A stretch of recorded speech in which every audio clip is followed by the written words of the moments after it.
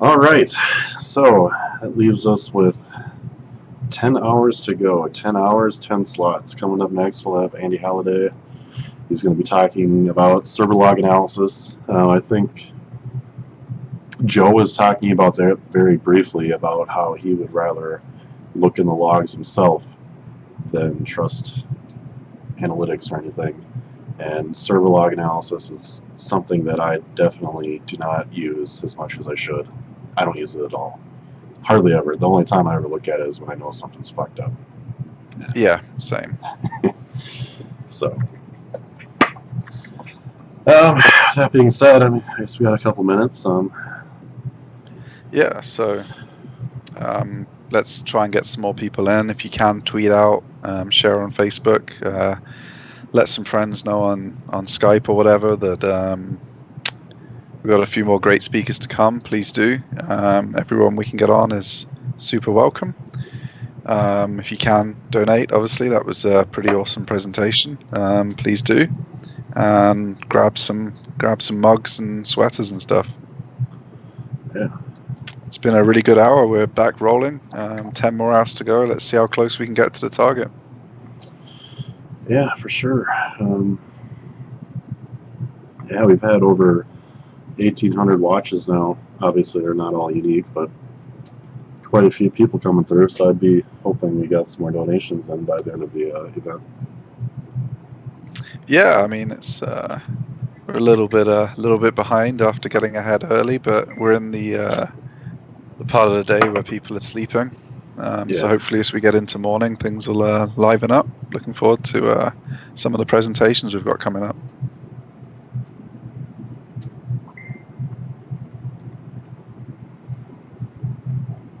Yeah, Andy's just going to go get ready for a couple minutes, and we'll be good to go.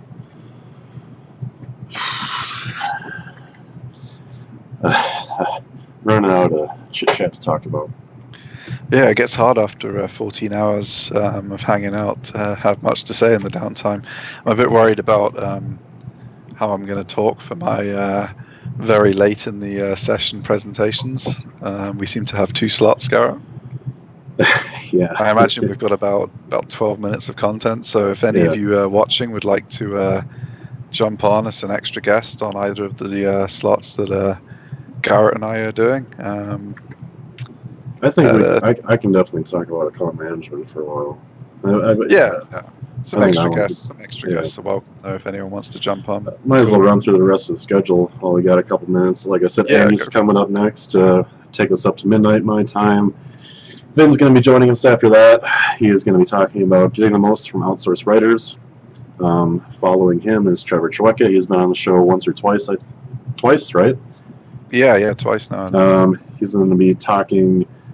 He might be changing a subject to some testing that he's done, but I'm not sure if I can. I can play the video if he sends it to me, but I'm not sure if the sound's going to work because we always had issues with reverb and shit through the system speakers and the way that the encoder works.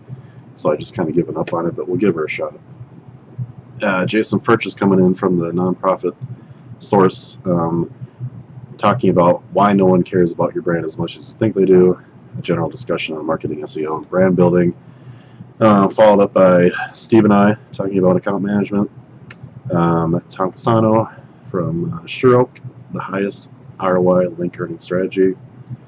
Followed up by Steve, RH Q&A with a focus on link building and overlapping strategies that also work for influencer marketing. And then at 6 a.m. Central, we do have an open slot. If anyone out there that's watching might have something unique to bring to the table or loosely related to something that's been covered or know someone that might be good, we're definitely looking to fill it still. It would be much appreciated. 7 a.m. Central is Lexi Mills and Ellie Bishop talking about the future of PR SEO and doing a big Q&A. And Troy Fox will be our last presenter talking about the big crazy world of e-commerce. Other than that, do you have anything to add before we bring on Andy? No, not really. I mean, got some great presentations.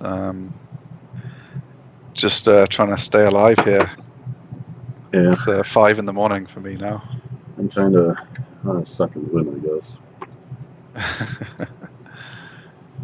Mine Alright. will come. Mine will come just in time for us to finish, and then I won't be able to get to sleep. Yeah, I'm gonna pass out all day probably.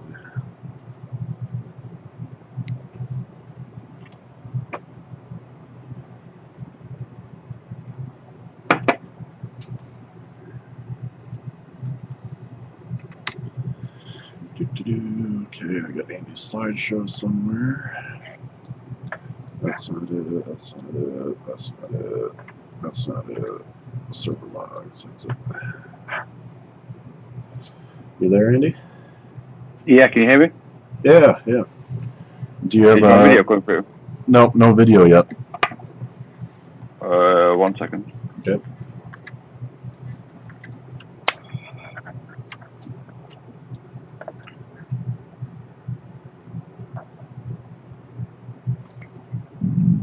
Excuse Is me. that better? Nothing yet on our end. Yeah, can you hear me? Yeah, I can hear you, just no video. Oh, now the video's there. Awesome. Perfect. A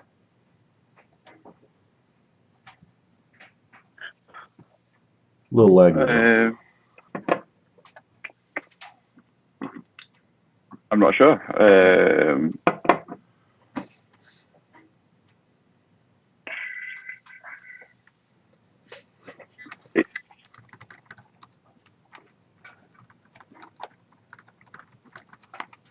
Can you hear us? Yeah. Okay, yeah. So it should be good to go. Cool. Let me just mute my YouTube. Mm-hmm.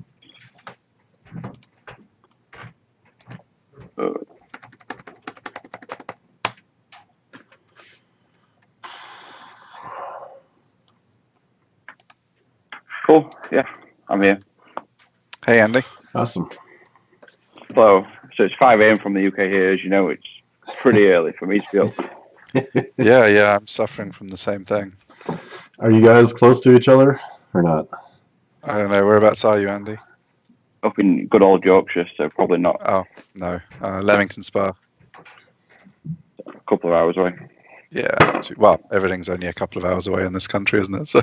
Yeah, that's true. Yeah, for sure. So like I said, Andy's going to be talking about server logs and analyzing them and how I don't give them enough credit, and I should, and I bet a lot of people out there have never even thought about looking at them and how to utilize them in their SEO games, so this should be a good one too. The floor is yours, man. You can introduce yourself, and when you're ready to start the slideshow, let me know. Cool, yeah. So, do you want to start the slideshow now? And I've got an intro slide in there anyway. Yeah, that's cool. I'll get her loaded up. Alright, I got it loaded. Just remember there's like a 10-second delay on YouTube, so I'll just follow along. And Okay. Do you want to jump to the second slide, the About Me slide? Mm-hmm.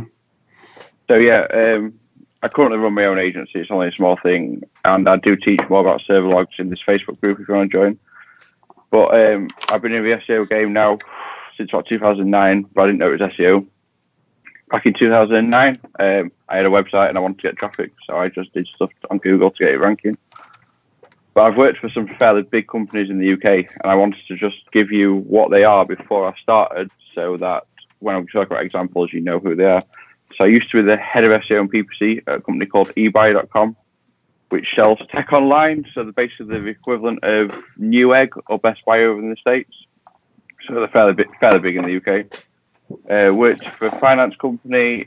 They were in the FTSE 100, so they're fairly big in the UK, very regulated. And also a large e-commerce home retailer as well. So a lot of my examples will be around them 3 businesses. So yeah, I just wanted to get in there first who I've worked for, Sure. so you know what I'm talking about. Mm-hmm.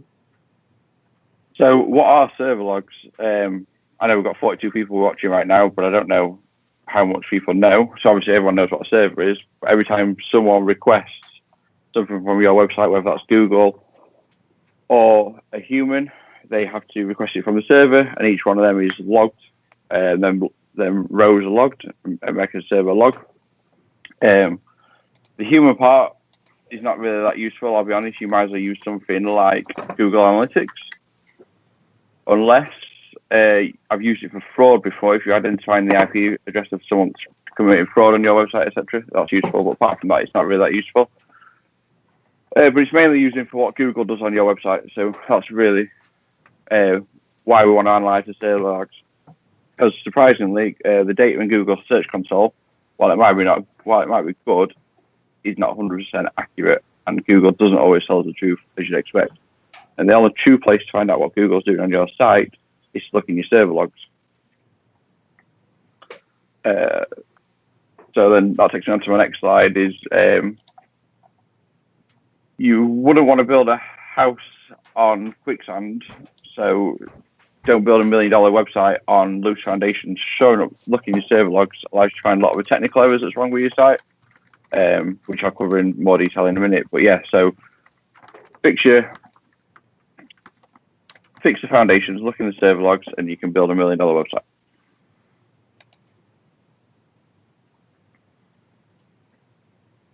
I'll let you catch up with the slides. Oh yeah, you can just keep going. It's just like the delay on YouTube. I know what it is. Yeah, it's like a 10-second delay. So. All right, cool. So how do you get the data? Obviously, there's a couple of main ways. There's two Bitly links here. So if you've got a dev team and you work for a largest business, you'll probably have to speak to the dev team. The benefits of speaking to the dev team is you can ask them what you need, and they can give you it in a nice Excel file, etc. So you can analyze the data. The disadvantage is you've got to speak to the dev team, and they're not always the most super helpful, especially when SEOs go in and ask for the server logs. I do have one client actually that uses Google BigQuery to store all their data in. So they just give me live access to BigQuery so I can analyze their server logs in real time, which is pretty damn cool. Mm-hmm. It's the only time I've ever had that. When I was at the financial company, I was there for 18 months, nearly 2 years. Even as I left, I still couldn't get access to server logs. It was all surrounding red tape, and because they're also in the high-cost short-term loan, they have extra regulation. It was a nightmare. So you might not always get them off the dev. However, if you're more of a small, medium-sized business, so it's your own website, you're probably going to have access to the cPanel. So obviously you can go in there and download them yourself. So follow that bit of the link, and it tells you exactly how to do it. It's pretty simple. There is one box you need to tick because by default the cPanel will overwrite the previous month's data. So if you want historical data, you need to tick the box to make sure you don't lose historical data. The only downside of getting it from the cPanel is the data comes in a format which is not readable by any program like Excel or anything you can get. So you've got the data, but how do you use it? Exact Trend is my favorite tool for getting the data. It is probably one of the best pieces on the market. I'm a Mac person, as you tell by the Apple AirPods. I absolutely love Apple. I pay for everything. I'm probably going to pre-order the Apple Home Pod today, whatever it's called. But the only reason I keep my Windows laptop is because Exact Trend does not create a Mac version of the software, and every single Mac equivalent I've tried is nowhere near as good as Exact Trend. It is, in my opinion, the best on the market. Screamfrog released something similar, but it doesn't give you the raw data. It doesn't. So it only looks at the Google bot and Bing bot. It's not as good as Exact Trend. Exact Trend allows you to chuck in the data in the raw files and extract it into Excel. Obviously, big data is a big buzzword in the industry. Everyone likes to talk about big data, AI, etc. But with server logs, you want to look at the small, manageable chunks. You don't really want to look at everything in one go, because if you've got a large site, it'll be overwhelming. And like I said earlier, we're not really interested in what humans are doing. Use something like GA or any other analytics program, unless you're looking for fraud and you need the IP, because GA doesn't give you that.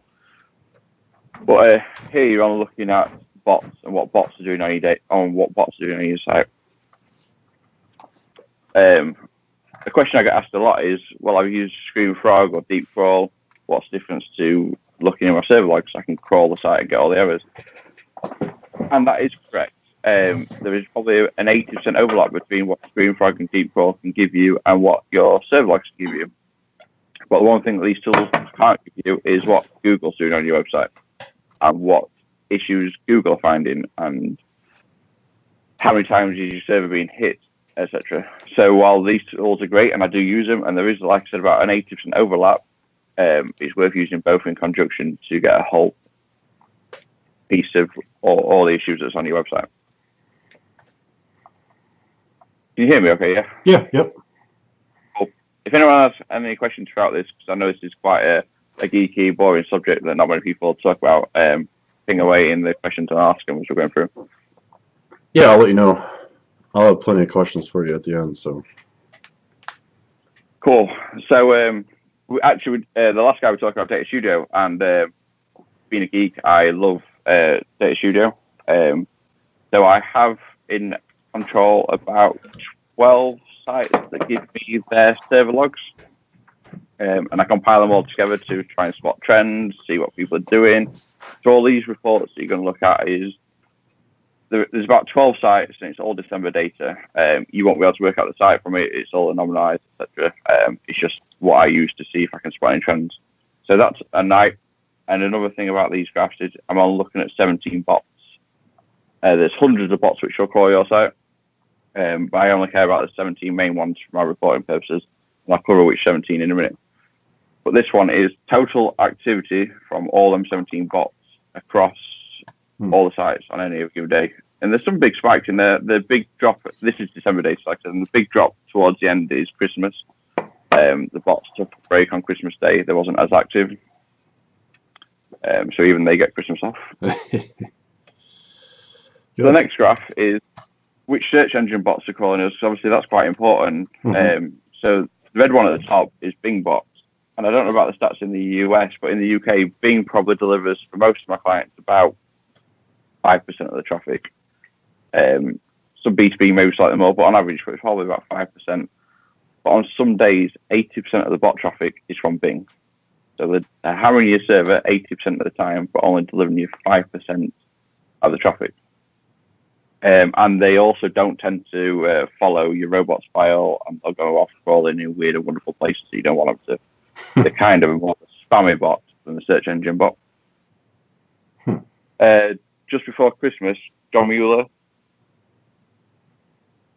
announced that the mobile index was kind of live and that you will be able to spot in your server logs if you're now part of the mobile index.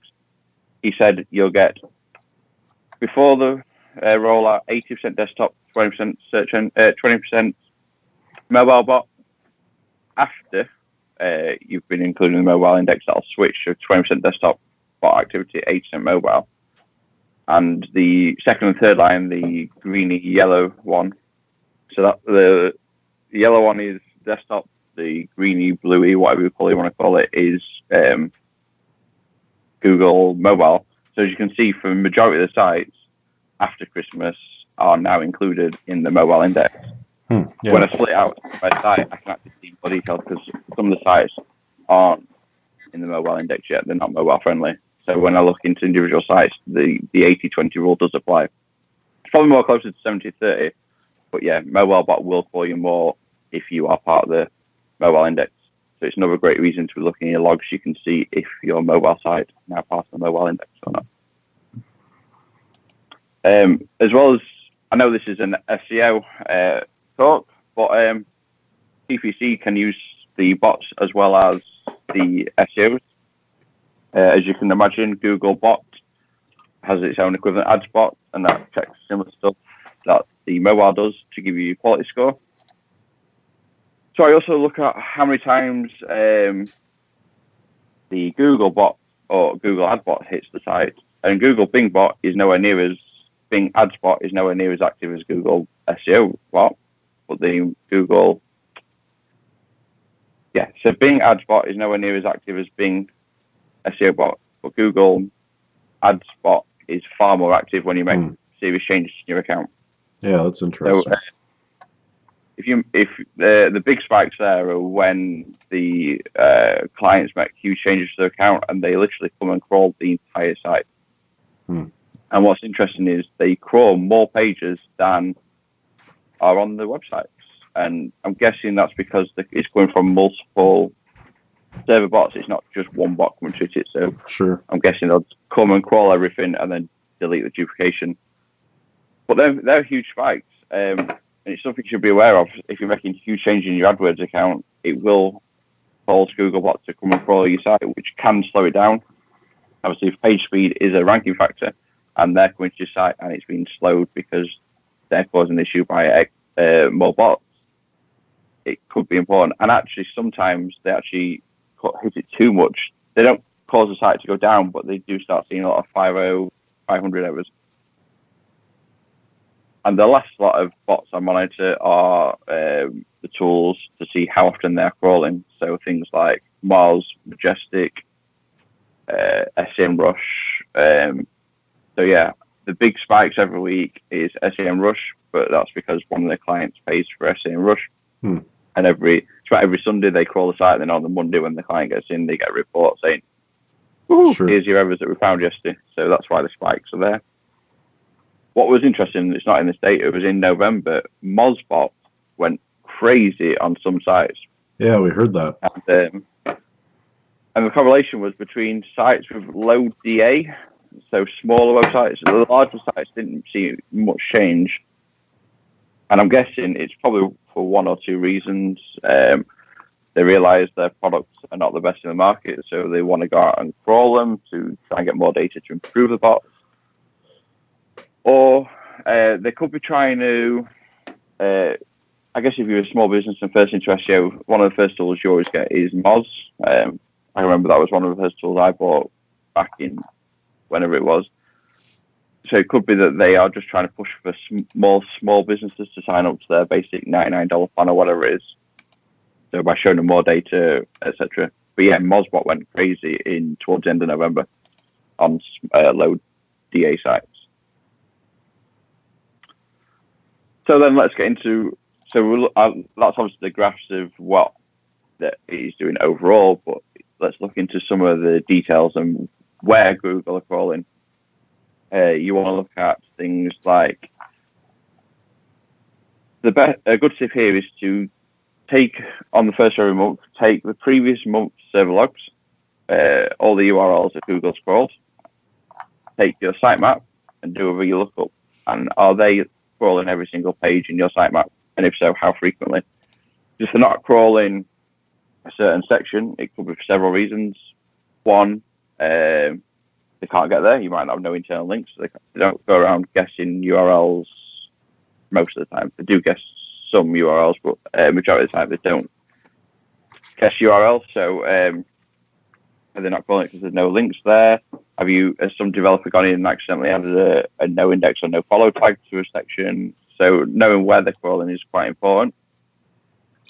But you could also with your sitemap, if you do the look the other way and what page in your sitemap compared to what Google's crawling, as a developer accidentally, I did an example of this a few years ago where they thought the sitemap was automatically updating and it had broken and nobody had realized. And it was only when I was looking at the logs and realizing that a whole section of pages I thought wasn't in the sitemap. So they was able to go in and fix the bug.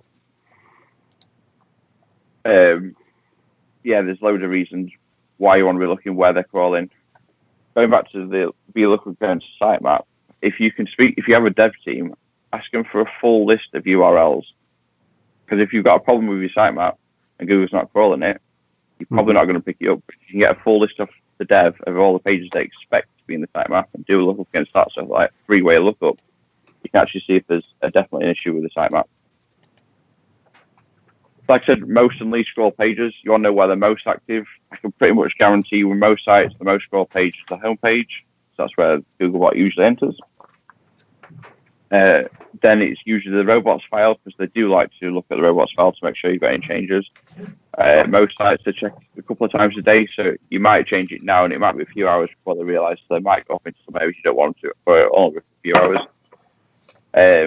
and least crawled areas, like I said a minute ago, if you're looking for where they're not crawling, and then you can figure out why they're not crawling it. And there's a whole number of reasons, but like I said, it could be because there's no internal links, something's broken. You really need to, if you know the data, at least you can go and find out why they're not crawling it. But if you don't have the data, you don't even know where to start. Mm-hmm. And crawl budget wastage. So obviously Google, while it might have infinite amount of cache resources, it doesn't have a finite amount of bots. So every website does have a limit to what it'll crawl. And the more of these errors that I'm about to talk about you can find and fix, the least resources, least wastage you're going to get on important sections. So you want to reduce your crawl budget to as low as possible. Crawl budget wastage to as low as possible. Mm-hmm. So errors, looking in your server logs, come across errors that you have never even heard of. Obviously, you'll see 404s and 302s and 301s. Everyone's seen them and everyone's heard of them. But you'll come across things like 508 errors. There's a great Wikipedia article which lists every single error, or every single response code. But 508 is basically just Googlebot going around in a circle, getting lost, getting fucked off, and going and never coming back. They hate 508s because they're just going to redirect chain. It's usually down to dev putting multiple 301s together. But the only way you'll really spot this is in your logs. So like I said, there's multiple errors. You'll see some weird and wonderful numbers. Don't be alarmed. Just Google them and they'll tell you what they're for and then try and fix them. Sure. Slow loading pages. As we discussed earlier, page speed. It's been mentioned by quite a few speakers actually. Page speed is important, especially on mobile. But how do you know how slow your pages are? You can look in GA and it gives you a guide. You can use third-party tools, which again is good, but they're trying to mimic Google. And I do use them as well, but I like to also look at the page size that Google's trying to download, because the larger the page size, the longer it's going to take Google to download. When I was at eBay a few years ago, they had a junior designer in. They employed one every year, so they got him from university for a year, trained him up, and then went back to university for the final year. And on his last few weeks, there was a bit. They didn't really know what to give him. They were like, "Oh, we need to find something for him to do." So they asked him to create a new design for a page that, if I'm honest, the business didn't care too much about. It was one of these categories that was kind of a filler category. No real issues. It did very little money. It never really ranked because nobody put no in. But it was a nice little thing to do. Let's make this look pretty. It's a job. He's happy. He's doing some work. And he did make it look pretty. He made it look amazing, actually. But the problem was he hadn't compressed any of his images. He hadn't made it into one image, and it was just multiple images on one page. And it was really, really slowing down the page. Looking in the server logs are filtered by in Excel. Once I put into Excel, filtered by largest to smallest on page size. This page suddenly jumped out at me. It's not something I'd normally look at. This section of the site, but because I was able to go in onto the slow load, I saw that it was one of the slow loading pages, able to fix it. The problem was Google was wasting resources on a page we didn't really care about, and to make it much worse, he had done it on every single, so it was a category page, and it had been paginated 10 times. So 10 biggest pages on the site was 10 pages we didn't care about. Google was wasting the most amount of resources on them. So, spoke to the senior designer. He made it into one small image. It looks exactly the same to the user. You want to know any difference, and got it fixed straight away. But yeah, Google was wasting its resources trying to crawl a page. One we didn't care about, or not. I wouldn't say we didn't care about. But one that wasn't super important to the business, and it was wasting resources because it was trying to download such a huge page. So there's a lot of data in here. So I like to call it finding a little unicorn. So finding little errors like that I've just talked about. A lot of tools, Screaming Frog, etc., might have picked up on this page size, but it's not something I usually use Screaming Frog for, because I use the logs and I can see the page size. So yeah, you'll see a lot of issues in there that you probably wasn't aware of. And another reason is to look in your logs is Screaming Frog and Deep Crawl will crawl your entire site, which is brilliant. Problem is, if you've got a historical site, it's just something that's been around for 5-10 years. You might have had an old section, so it might be an old category that you no longer stock if you're an e-commerce business. It might be an old information section if you're a blog, and you deleted that section and you thought you put all the 301s in place, etc. But if some third-party website is still linking to an old page that you didn't do any readout chain correctly, because the section's not there, when you crawl it with Googlebot, Screaming Frog or Deep Crawl, it's not going to appear. Whereas if you look in your server logs, you'll see that Google will follow that link eventually and hit a 404. So it might be a good way of spotting old links pointing to your site that are 404 in, because you haven't put 301 in place. And none of the things you find in your server logs are going to give you huge wins. It's very much like the British Sky Olympic team cycling philosophy of marginal gains. Nothing they ever do is groundbreaking, or not anymore. It's all about the marginal gains. They try and knock 200 seconds off here or a little bit of weight off here to try and improve their speed. And it's the same with your server logs. Nothing in there is going to be groundbreaking and make you jump from position 10 to position 1 overnight. If you fix all these little errors, so if you've got a 508 error on there and you fix that, Googlebot's going to be slightly more happy with your website so it can crawl certain areas. If you spot your large pages, Google are going to go and make them smaller. Googlebot can then crawl deeper into your website. If you find sections of your website where you've got 302s rather than 301 redirect, you can go in and fix it. None of these over on their own are going to be groundbreaking. None of these are going to make a huge amount of difference to you. But combined, you can start seeing some good movements. Do's and don'ts. So what should you do and what shouldn't you do? Do check your logs. Do check them frequently. Don't just go in there once, check your logs, and then forget about them. What else should you be doing in your... my notes have just disappeared. Great. All right, it's not intelligence. But yeah, so do check them. Do speak to your devs about getting the data. It might be an awkward conversation, and they will probably push back. I've never had a dev team not push back on me, especially if you're working agency side. They're very reluctant to give it. But just say you're trying to help them out, trying to fix errors. Say, here's the benefits we can get from it. And they usually, after a while, give you the data. Don't try and use it to make your own GA. It's not worth it. While you can look at user data and it's very interesting, you don't get half as much information that you do as you get in GA. Frequency. How often should you be looking at these? Well, it's the $1 million question, really. Me personally, I look in the logs pretty much daily, but there again, that's not my full-time job, but it's my job to help clients, and I can see the benefits. If you're a one-man business and you're doing everything, so you're doing the sales, the marketing, the finance, the writing, the content, the payroll, HR, you probably can't spend as much time as say someone like me can. We can still make a task to look in there once a month and just do the analysis on, say, the first and look back and say, has Google called every section on our site? Yes, no. So, yeah, multiple.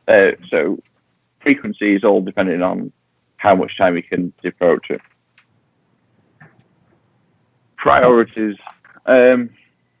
These are my 4 things that I always check for. 508s. How many are there? And fix them. But then also looking at counter errors in general. So how many 500 response codes is the site triggering in a particular day or week?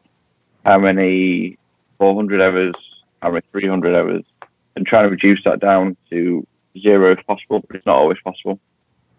And then the next thing is you want to know if you're part of the mobile desktop or not. Mobile search results. So check mobile versus desktop on Googlebot. Like I said, I just have a simple graph to download the data by day, and then just graph it in Excel, and you'll soon realize if you're part of it or not. What were you doing? Frequency of crawls, like I've just talked about frequency. It doesn't matter if you do this once a day, once a week, or once a month. Just get into a habit of checking them frequently.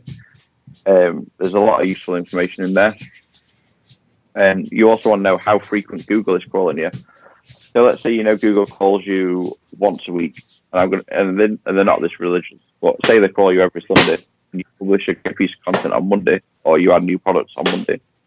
If Google's not going back to crawl you until the following Sunday, there's no way for it to appear in its index.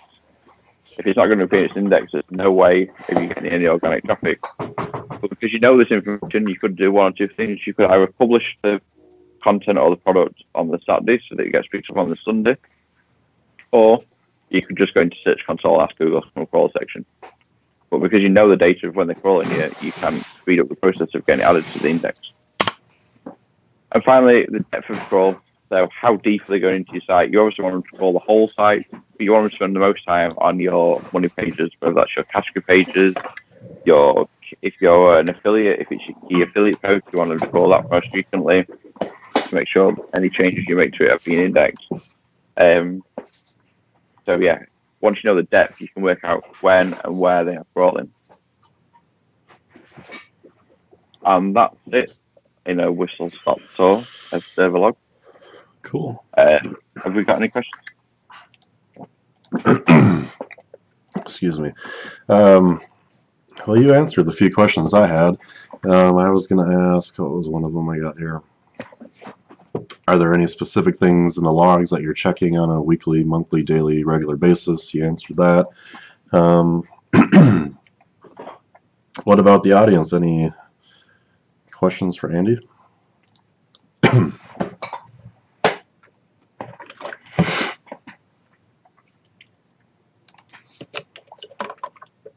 If not, I've got some more examples of when it's been useful. A large home retailer, they get a lot of adbot traffic. Like it's very similar to one of the graphs I showed you earlier, and they get a lot of errors off the back of that. And because we were able to identify the errors, we was able to quicken up, sort out the server, so we knew when Googlebot was hitting or Google Ads bot were hitting the site, and then peak hours, so that when they came, they wasn't getting a load of 500 response codes, they were getting 200 response codes, which obviously improves your quality score.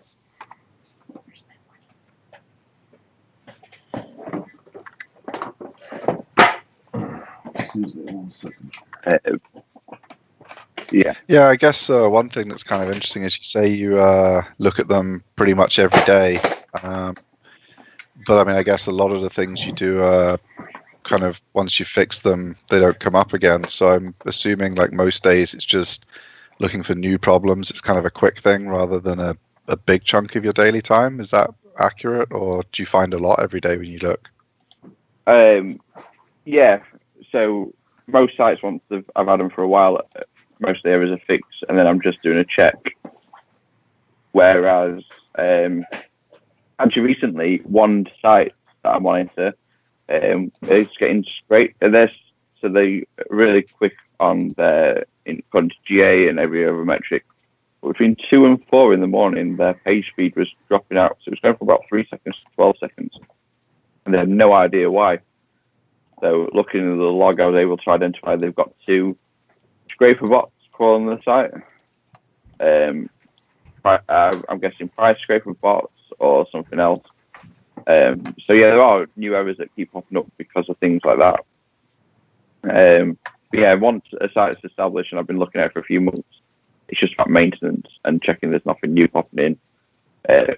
A new site, there'll be loads in there to fix. Okay, yeah, that makes sense. So there's a lot of security type issues and scrapers and that kind of stuff that people would miss otherwise, I guess. Yeah, obviously Pingdom, if you've got Pingdom set up on your site, that crawls frequently. You can spot, quite a few bots in there. You can see, I forgot the name of the software now, the one where you can see your historical site. The Wayback Machine. Yeah, you can see when Wayback Machine's crawling you, so you can know what's new going to be on in there. So yeah, there's quite a lot of useful information there. Yeah, I mean, I guess one of the main takeaways for the kind of pure SEOs in the audience, much like the kind of Wayback Machine tip someone had earlier, for reclaiming, lost links and making sure your 301s are in place. There's obviously you've discovered quite a few by the sounds of it, looking at server logs. So obviously it's wasted link equity if it's 404ing. So picking those up is probably quite a big win if you're investing a lot of effort building links and you can reclaim a whole bunch just by looking at some log files properly. It's a pretty cool side effect of doing all the other analysis, I guess. Yeah, this is always in addition to the stuff you're currently doing. Nothing, like I said, nothing groundbreaking in here, but there is a few little wins in there. Designers News just got a general question around managing crawl budget, and I don't know if looking at the log files helps with that, but I guess you can maybe give some insight. Yeah, obviously you can't set your own crawl budget. Google determines that, but yeah, you want to use your crawl budget to the best of your ability. Errors is not one of them, especially 508s, because they're literally just going around in a circle, so they're wasting resources going around in a circle, and then they just go away. So you want to use that resource to crawl sections of the site that are important. So fixing that, fixing 404s, anything really to make sure Google crawls the pages you want them to crawl and not errors. It's kind of a little trust signal to Google. If you've got a load of errors, it's obviously, I guess, a sign that you don't really care about your site, potentially, if you've got a load of errors in there. So cleaning them up obviously helps. Yeah, I mean, I think that's well known, and obviously if the server logs are going to help you clean up errors more efficiently, it's going to be quite a big win versus, like you say, just finding the errors that, something like Deep Crawl finds. If it's only finding 80% and there's 20% more that you wouldn't notice otherwise, it's still a pretty substantial amount on some of the big enterprise sites that you've worked on by the sounds of it. And obviously deep crawl, you pay per URL you've crawled. So obviously if you've got a huge site, eBay is 100,000 URL-ish, to try and crawl that deep crawl can be quite expensive, but you server logs your own. And obviously anyone can crawl your site to find errors, whereas your server logs are unique to you, only unless you give them out to your competitors, but that'd be stupid. That'd be a bit weird. So only you can spot the errors in there and try and make fixes from there. Whereas I do sometimes call competitors to see what they're doing on their website. Just trying to read the next question that's come in. We've added no index tag on robots.txt for dynamic pages. Is that correct? Depends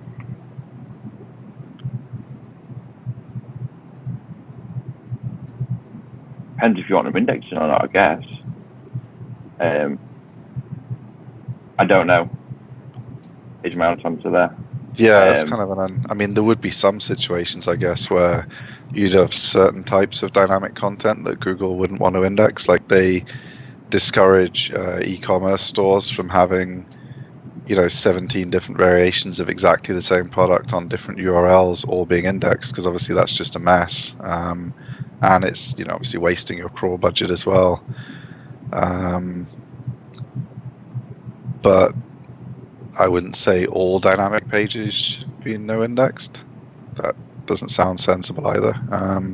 Because there's situations where you would want to index, like if you're Skyscanner, the flight results page for cheap flights from New York to Chicago or something is going to be dynamically generated because it's going to pull the pricing in and generate when you click on it. But clearly you don't want to no index that. So I think it's going to agree. vary quite a bit. So Jake's asking, when you have a site that's got millions of pages getting crawled, what do you do to keep the logs in manageable chunks? What steps do you actually take setup wise? Look by day and by bot, and be very good at MySQL so that you can like I said, when a client gives me access to BigQuery, and obviously that means that I can just pull out the data I need rather than having everything dumped in Excel. Because obviously, if you've got millions of pages, I can't remember what Excel's limit is, but just over 1 million pages, 1 million rows, you can soon hit that. You can soon freeze up your computer for half an hour as well if you're not careful. There is also that. So yeah, so if you're speaking to your dev team, because I'm guessing if you've got millions of pages being crawled, you've got a dev team. Ask them specifically what you want, and they'll write the query for you to get that specific data. So look at, just Google bot, just look at by day, group it by page, or group it by page type. So you might just want to look at, if it's an e-commerce business, you might just want to group homepage, category page, subcategory pages, and product pages together and see if they're hitting them all, just to get a top line view, and then delve deeper if needed. Yeah, that makes sense. Actually, getting access to BigQuery was a huge win. Meaning I can just bypass the devs and write the queries myself. It does help I guess that's one of the cases where, in terms of client management, if you can get the relationship such that you're not having to go in with a ticket every time you want something, it's a pretty huge win on the client relationship and getting things done. Yeah, and then I'm just going with them. So when I do submit a ticket, the ticket is, this needs fixing because of X, Y, and Z, and here's where I found it in your logs. Yeah. And I guess in the long run, you're making their lives easier because you're finding problems and things to fix instead of, something being wrong and them not fixing it. Well, yeah, because they want optimized servers, because obviously, especially devs in a company, they want the website up and live.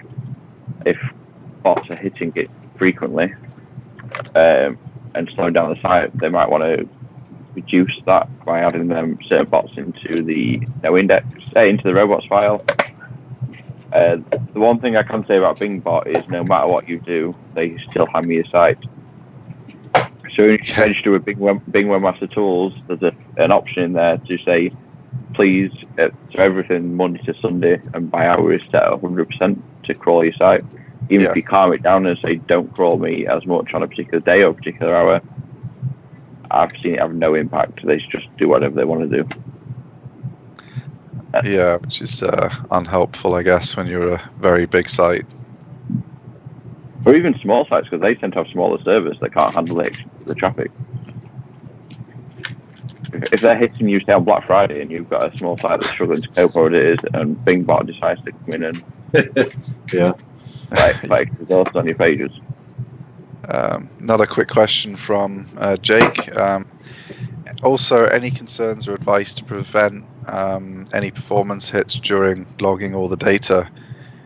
We tried only logging Google, but the logic was slowing down the site, and grabbing all user traffic was too big for their server.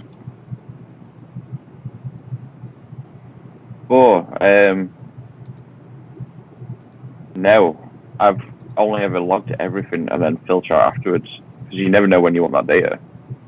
And like I said, I've used it for fraud cases before, so I have used it for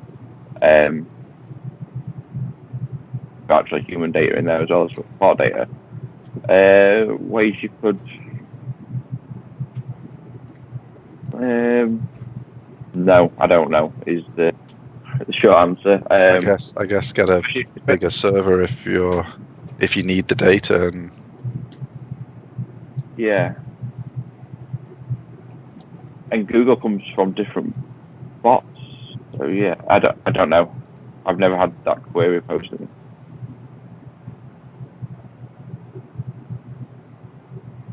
Are we still online? Yeah. Yes, we are. Yeah. My YouTube thing froze. That's all. Oh, that's fine. That's right. Yeah, it's a little bit hit and miss on YouTube today. Google's wondrous technology. Although we've made it quite a few hours in and it hasn't booted us completely, so it's pretty good. Yeah, I think we're on a How we solid 10-hour stretch right now. Yeah. How are we doing with donations in the hour? We're doing.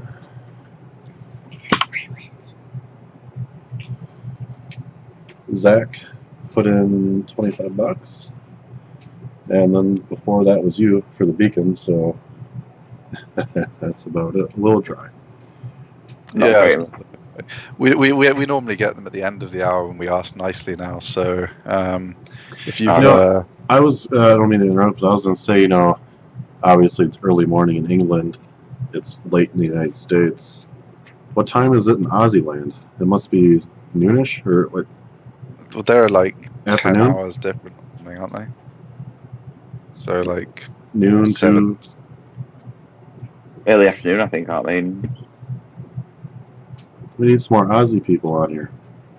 That's what we Yeah, need. any of you watching know some Australians? Get a tweet out, get a tweet storm going in Australia for us. Let's get some people on for the graveyard shift. I guess the UK audience will be waking up now, though, won't they? So you might see a spike. Yeah, we might see a pickup in the next hour or so. Yeah, it's 1:45 p.m. in Sydney, and 1:45 in Perth. There you go. I guess we missed some audiences that we should have. That didn't even occur to me to get some people from Australia on the show to kind of fill this gap. We'll have to remember that for next year. Yeah, I mean, to be fair though, it's been promoted in every Facebook group, big SEO, Reddit, a couple of other Reddits, various forums, 5 different Slack channels. And even after I finished mentioning us in there, people kept mentioning it afterwards and bumping it and stuff. So I think it's just a quiet time. Mm-hmm. I said earlier, John Mueller liked one of my tweets when I was promoting it. So I thought that might go a spike. But I guess not. No, I never heard from him, but it was worth a shot. Pretty cool he liked it, though. Yeah, we should have invited him. If we'd seen he'd like to tweet, we could have drag him in for John. If you're watching, we've got a slot free. Yeah, we don't have to talk about anything sensitive. Obviously, we can just talk about. Well, he does enough. He does enough Q&A to handle our I suppose. our audience. I can't see. I just had one in my head and then I forgot.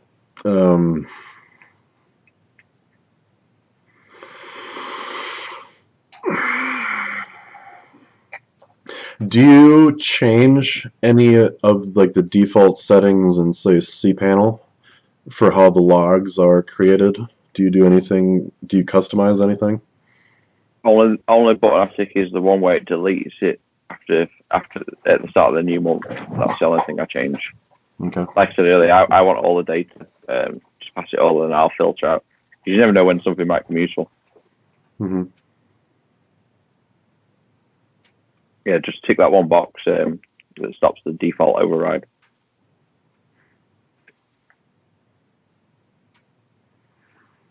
Okay. Anybody else out there have some more questions? We've lost a few viewers in the last hour. Yeah. Yeah, it's. I guess a lot of people were going to bed though, so I don't blame them. I feel a bit How long jet you guys lagged got left now. of this? About 9 hours. Yeah, it's going to be tough. I'm not going to see much of Friday. As soon as this is finished, I'm checking out till Saturday morning. Yeah, it's gonna. Yeah. Still, I mean, including the merchandise sales, we're pretty close to $5,000 raised now, though. So hopefully we can add a few more thou before we get to the end, make it worthwhile for the charity. Yeah, I might have to start matching donations or something. So I ordered my hoodie earlier. When does it get shipped from the UK or the US? I think Teespring does have a European distribution center, but I bet they ship it from the US because they do them in batches, and I think most of the orders would have been US. So, I think they ship every 3 days though, so probably like 10 days is the longest you'll wait or something, I guess. Yeah, I should have ordered one pre the conference, and then I would have been able to wear it like you guys. But hey, yeah, you had to get in early to get any. And don't wash it on hot. Oh yeah. I think that one was just faulty though, to be honest. I mean, this one I didn't do anything special. I just chucked it in. I think you just got unlucky with that one, Garrett. Yeah, I guess. Yeah, they are sending me a new one, so they're good about it. Oh yeah. Well, I mean, like they're huge, Teespring. I mean, they can't be shit. Otherwise, people would be moaning all the time instead of recommending them. Right. Yeah. I mean, obviously, the reason we picked them was just because they had the charity on their list, so we don't have to handle any money. It all just goes straight to the charity, either on Just Giving or from Teespring. So keeps it all nice and simple. Mm-hmm.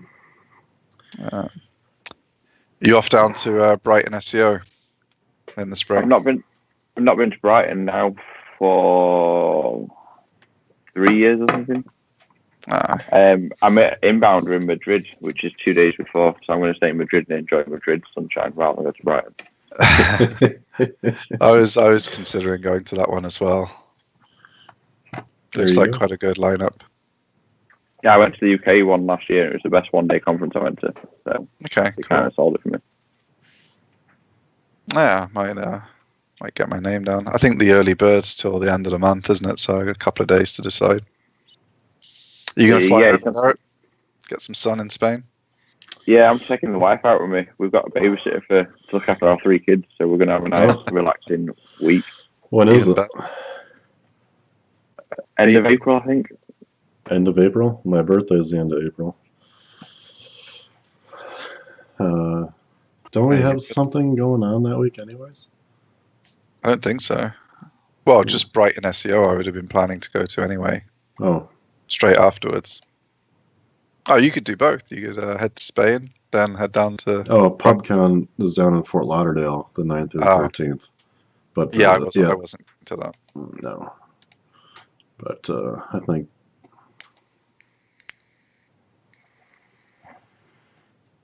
I might try to go to PubCon down in Austin in February. Are you coming over for the Moz event again, Andy? I am, yeah. We'll see how it goes this year.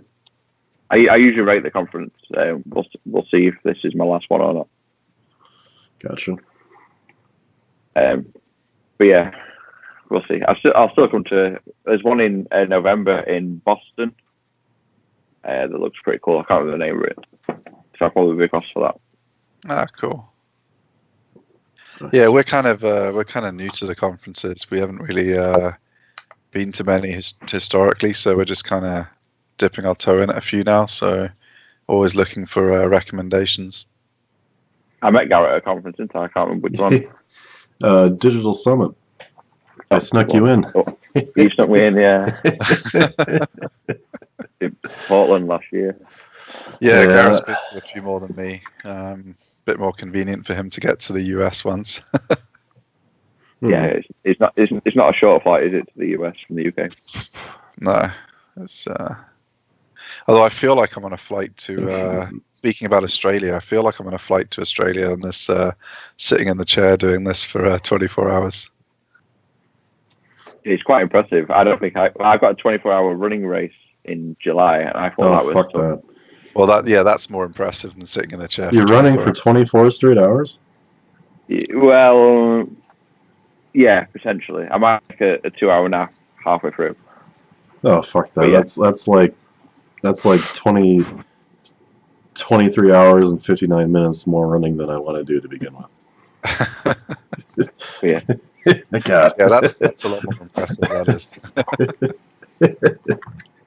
I don't know, because at least I'm awake and running and moving. Sat in a chair, I'd just be falling asleep. Yeah, that's starting to happen to me now. I'm hoping like about 7 o'clock I'll forget. Like the night's gone, the sun will be light at least will be there. I'll start thinking it's daytime again soon. Yeah. It's the one good thing about doing this in winter, though. It finishes at 3. By 4 o'clock, it will be dark, so I can just go straight to sleep, and I'll think it's nighttime. That'll be fine. Is that what time it finishes UK? 3 o'clock? 3 o'clock, yeah. I got a few meetings this morning, but I'll try and jump on this afternoon. Yeah, that'd be cool. Awesome. We've got we got some good ones early afternoon. We got what time would that be? That's 2 till 3. Yeah, 1 till 2. We've got Lexi Mills and Ellie Bishop, and then the last one is Troy Fawkes talking about e-commerce. So yeah, we've got 2 strong ones to finish. So I saw Lexi a few years ago, and she was great. Yeah, she's fantastic. Whenever she speaks, really pleased she was able to jump on. Mm-hmm. I think she's speaking in Madrid, isn't she? Or am I getting mixed up with conferences? I'm sure she was on the list for Madrid. Potentially. It's been a while since I looked at I signed up ages ago. I've not really checked back to see any new ones that's been added. It's quite a huge lineup, I think. Madrid sold it for me, really. It'd be cold if there's the best places to go. It's definitely going to be more exciting than Brighton if you had to do one or the other. You could technically do both, couldn't you? You could fly back on the Thursday and get to Brighton for Friday.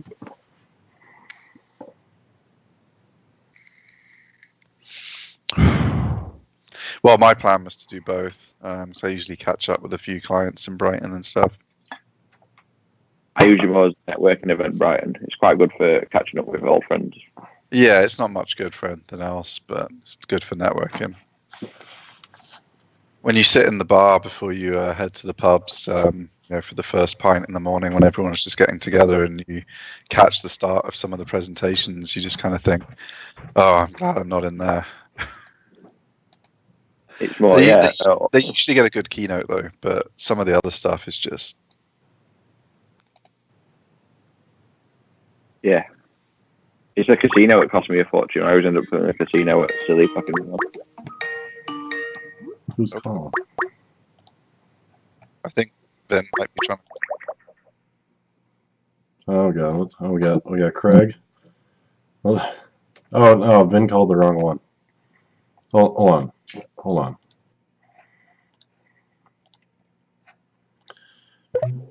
I've never not ended up in the casino. I'm sure put it that way. Well, yeah. I mean, if you sit in a pub drinking all day and then someone says we head to the casino, you end up at the casino. Have we got like 80 people joining the call now? Well, we had to restart the call. Ben just called we got like 5 different groups of calls throughout the afternoon, and it's starting to get confusing. Hello, Vincent. how you doing? Hi, Vin. Doing good. I'm just listening to my new favorite album. Shut up. Oh, we should give away like. I should have bought like 20 copies of his album. If you want a copy of Vin's album, just donate now. Vin's album. This is the most fucked up thing in the world for you guys to be doing to me right now. You understand that, right? I would give this away to the next donator. Yeah, the next. Just put Vin's album in the comments, and we'll get you a copy mailed out. We'll send it out UPS Express. You'll have it tomorrow morning. Oh my god, how you guys doing? You look like $1 million guy. Yeah, fucking right. Yeah, I feel like I'm about to die. Oh man, you guys doing good though. I didn't get much sleep because my dog went outside and rolled around in the mud and then tracked it into the house and got mud everywhere. So I spent about an hour cleaning him in the house. Fun times. Just wait till you have kids. Thanks. But how are we doing? Are you guys all what's going on? What? How'd everything go with Andy? Good. It was interesting. Yeah, it was good. He ruined Garrett's question list though by selfishly answering them all during the presentation. So he could not do that next time. It would be easier for Garrett to get his questions off. But let me know your questions in advance, and I'll do it. There we go. Yeah, next year we'll send you the list so you can deliberately not answer them, and then. Well, like we were talking on the show last week about how that guy that was rendering, because Googlebot's using the Chrome browser, and he wanted to see what Googlebot's actually seeing. Like, I just don't have the time to look into this stuff, but I think to me it's just really interesting personally how the machine actually sees everything and like the process it takes going through the site while it's crawling and all that kind of fun stuff. I've done some testing actually. So if you request Googlebot in Google Search Console, it just comes to your site instantaneously within split seconds. And also, I do it quite a lot. Is if I copy URL, I'll leave the trailing slash in and paste double slash into Search Console. It's fine. It's smart enough. It'll work out the right URL and go to it. It deletes off the first slash.